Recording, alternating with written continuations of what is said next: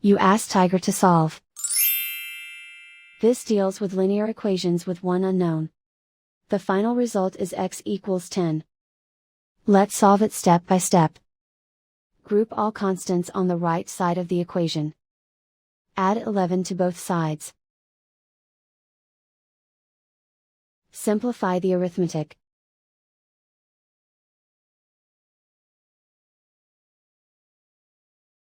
Isolate the x. Divide both sides by 3.